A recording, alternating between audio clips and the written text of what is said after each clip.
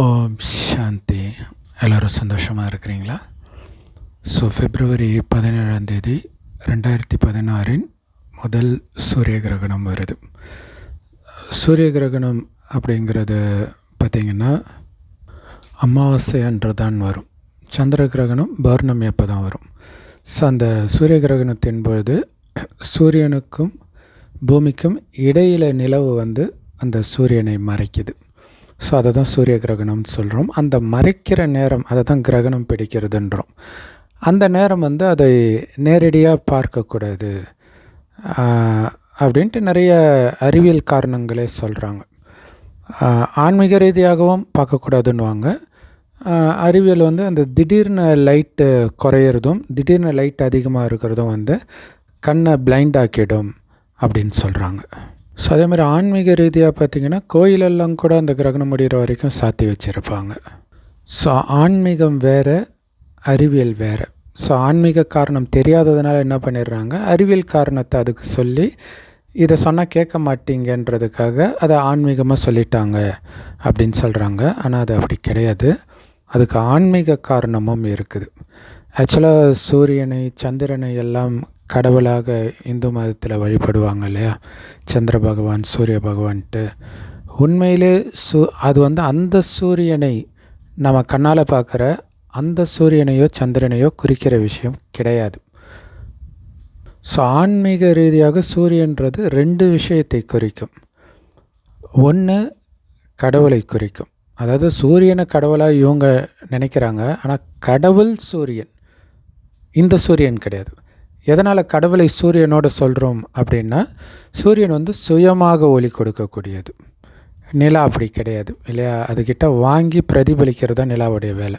இப்போ சுயமாக இறைவன் ஞானத்தை கொடுப்பதினால், அவர் எந்த வேதத்தையும் படிக்காமல் ஞானத்தை கொடுக்கறதுனால அவரை ஞானத்தின் சூரியன் அப்படின்னு சொல்கிறோம். ஸோ அந்த கடவுள் யாருன்னா சிவபெருமான். அவருக்கு உடம்பு கிடையாது, அதனால தான் லிங்க ரூபத்தில் வழிபடுறோம். ஆனால் பக்தி மார்க்கத்தில் உடம்பு உள்ளவரை காட்டுறாங்க, அது சங்கர். பட் சிவன் காட்டுறாங்க. ஸோ அவருக்குமே ஒரு தடவை சனி பிடித்ததாக சொல்கிறாங்களே, சனி பிடிக்கிறது கிரகணம் பிடிக்கிறது எல்லாமே ஒரே விஷயம்தான். இது கடவுளை பிடிக்காது. ஏன் பிடிக்காது அப்படின்னா, அதாவது ஒருத்தருடைய கெட்ட நேரத்தை தான் அப்படி சொல்கிறாங்க இல்லையா, சனி பிடிக்கிறது அப்படின்ட்டு. ஸோ அந்த கெட்ட நேரம்னு ஒன்று கடவுளுக்கு வர வாய்ப்பே கிடையாது. நமக்கு வருது. இப்போ கலியுகத்தில் எல்லாருக்கும் கெட்ட நேரம் தான். கொரோனா வந்தப்போ எல்லாருக்கும் தான் கெட்ட நேரம். இல்லை இந்த மாதிரி யுத்தம் நடந்தால் அந்த நாட்டில் இருக்கிற எல்லாருக்கும் கெட்ட நேரம் தான். பொதுவாகவே இன்றைக்கி உலகத்தில் எல்லாருக்குமே கெட்ட நேரம் தான். ஆனால் உலகத்தில் எல்லாருக்குமே கிரகணம் பிடிச்சிருச்சின்னு சொல்லலாம், அல்லது சனி பிடிச்சிருச்சின்னு சொல்லலாம். ஆனால் கடவுளுக்கு எப்போவுமே கிரகணமும் பிடிக்காது, சனியும் பிடிக்காது. ஆனால் கதையில் அப்படி சொல்லிட்டாங்க இல்லையா, சிவனுக்கு சனி பிடிச்சது. ஆனால் பிடிக்கல. அதுக்குள்ளே அவர் எங்கேயோ போய் தண்ணிக்குள்ளே ஒளிஞ்சிக்கிட்டார். பட் இருந்தாலும் போய் ஒளிஞ்சிங்கல்ல, அதுவுமே சனி பிடிச்ச கணக்கு தான் அப்படின்னு சொல்லுவாங்க. ஸோ ஏன் சிவனுக்கு சனி பிடிக்காது, கெட்ட நேரம் வராது அப்படின்னா, நமக்கு ஏன் கெட்ட நேரம் வருதுன்றதை புரிஞ்சுக்கணும். ஏன்னா இது நம்ம பாவம் செய்தால் அதற்கான தண்டனை கிடைக்கும். ஸோ மனித உடலில் இருக்கிற நாம் பாவம் செய்கிறோம் ஒரு டைமில், அதற்கான தண்டனையை அதுக்கப்புறம் நாம் அனுபவிக்கிறோம். அதனால் நமக்கு கெட்ட நேரம் வருது. இறைவனுக்கு இது மாதிரி மனித உடல் எடுக்கிறதே கிடையாது, உடலே எடுக்கிறது கிடையாது. அவர் எப்பயுமே அவர் செம்பன் நிறமான ஒளி உலகத்தில் நட்சத்திரம் மாதிரி இருக்கிறார். உண்மையிலே ஆத்மாக்களாகிய நாம் கூட அங்கேருந்து தான் வந்தோம். ஆத்மானா உயிர், அது பூர்வமத்தில் நட்சத்திரம் மாதிரி ஜொலிக்கினால்தான் இங்கே போட்டு வைக்கிற பழக்கம் இருக்குது. ஸோ இறைவனும் அதே மாதிரி ஆத்மா தான், பரமாத்மான்னு அதனால தான் சொல்கிறோம். லிங்க ரூபத்தில் அதனால தான் பூஜை பண்ணுறோம். ஆனால் நாம் மனித உடல் எடுக்கிறோம். 5000 வருஷம் முன்னாடி இதே பாரத பூமி சொர்க்கமாக இருக்கும்போது தேவதை உடலை எடுத்தோம். அங்கே சுகமே சுகம்தான், எந்த பாவமும் செய்ய மாட்டோம். அதனால் செல்வம், ஆரோக்கியம், அழகு எல்லாமே 100% இருக்கும். ஆனால் அது கொஞ்சம் கொஞ்சமாக குறையும். 2500 வருடம் கழித்து தான் பாவம் செய்ய ஆரம்பிக்கிறோம். காரணம் என்னென்னா, ஆத்மான்றதை மறந்து உடல்ன்ற உணர்வுக்கு வந்துடுறோம். ஆத்மான்ற உணர்வில் இருக்கும்போது ஆனந்தம் ஆத்மாவிலிருந்தே இருக்கும். ஏன்னா ஆத்மாவுடைய உண்மையான குணம் ஆனந்தம் தான். ஸோ எப்போ ஆத்மான்ற மறந்து உடல் உணர்வுக்கு வருமோ அப்போ ஆனந்தத்தை வெளியில் தேடுறோம் பார்த்தீங்களா, அப்போ தான் புலனின்பத்துக்கு அடிமையாகிறோம். அது என்ன பண்ணுன்னா புத்தியை மயக்கிடும், சரி எது தவறு எது அப்படின்னு பகுத்தெறிகிற சக்தியை இழக்க வச்சிடும். அப்போ தான் பாவம் செய்கிறோம். எப்போ இந்த பூமி நரகம் ஆன பிறகு, அதாவது நம்ம பாவம் செய்கிறதுனால தான் இது நரகம் ஆகுது. அப்போ பாவம் செய்யும்பொழுது அதுக்கப்புறம் ஒரு குறிப்பிட்ட டைமுக்கு அப்புறம் தண்டனை கிடைக்கிது. அதை தான் சனி பிடிக்குது, கிரகணம் பிடிக்குது அப்படின்னு சொல்லலாம்.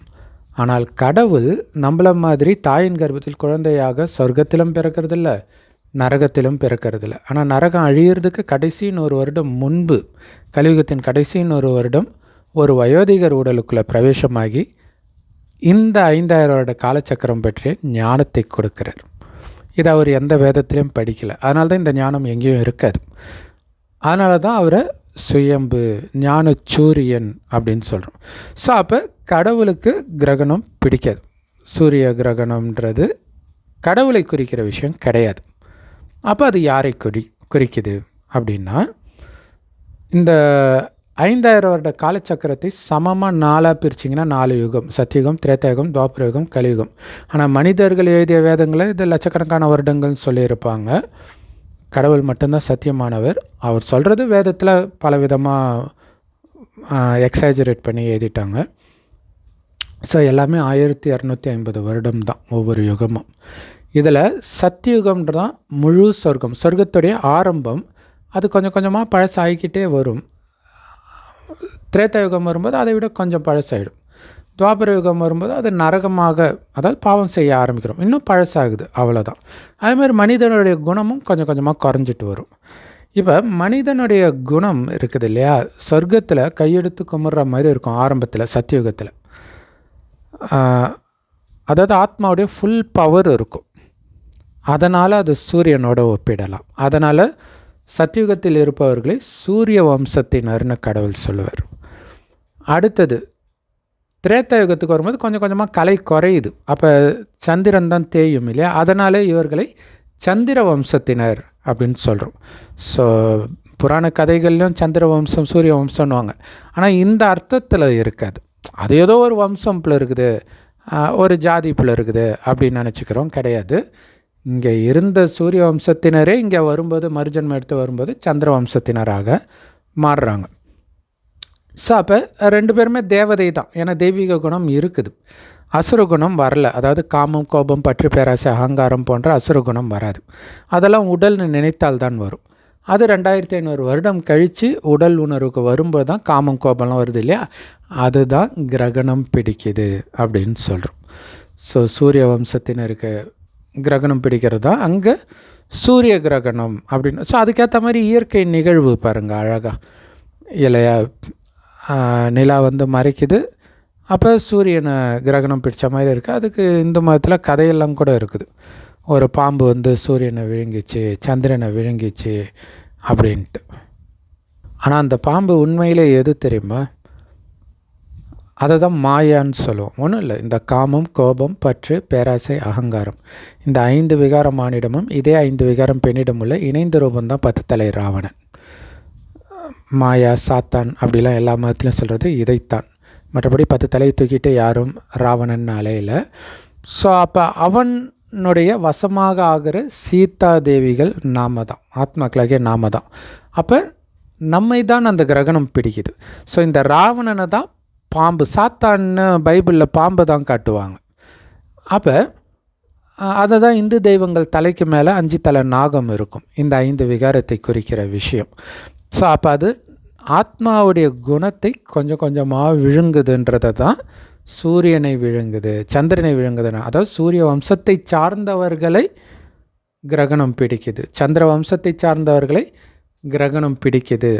இது வந்து 2500 வருடமாக கிரகணம் பிடிக்குது. ஆனால் கொஞ்சம் கொஞ்சம் கொஞ்சமாக பிடிச்சி முழு கிரகணம் கலியுகத்தின் இறுதியில் இப்போ நடக்குது.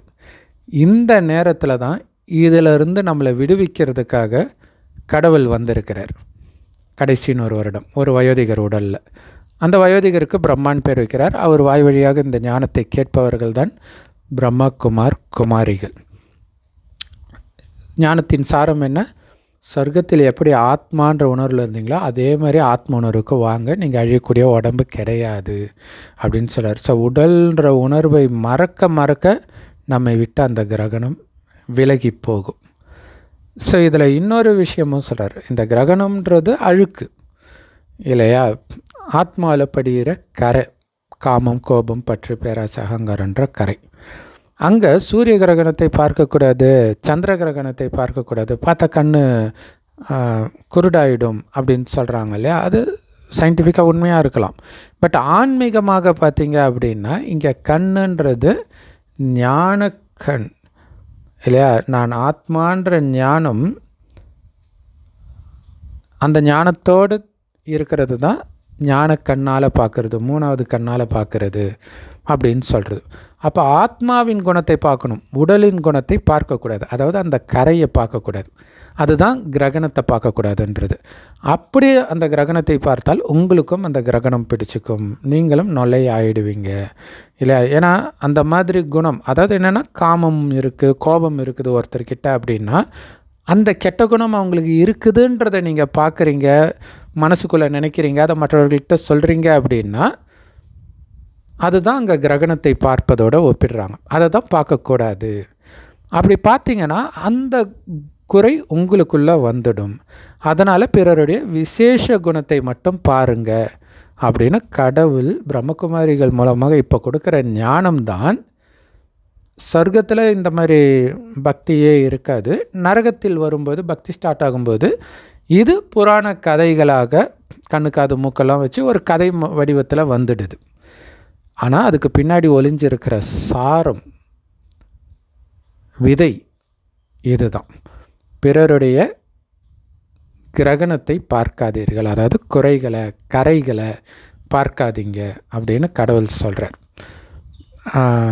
ஸோ சூரிய வம்சத்தினர், சந்திர வம்சத்தினர் தான் இப்போ மீண்டும் வந்து ஞானத்தை எடுப்பாங்க. அவர்களுக்குள்ள குறை இருக்கும். ஸோ அதை பார்க்கக்கூடாது இல்லையா. அவர்களுடைய விசேஷ குணத்தையே பார்க்க பார்க்க அவர்களுக்குள்ள விசேஷ குணம் அதிகமாகும், குறைகள் தானாக காணாமல் போகும் கொஞ்சம் கொஞ்சமாக. ஆனால் நீங்கள் குறையே பார்த்துட்டு இருக்கிறீங்க, அவன் இப்படி தான் நினைக்க அந்த குறை தான் பெருசாகும். ஸோ அந்த குறை போகணும்னா குறையை பார்க்காமல் நிறையை மட்டும், அதாவது அவங்களுடைய விசேஷ குணங்களை, தெய்வீக குணங்களை மட்டும் பாருங்கள்.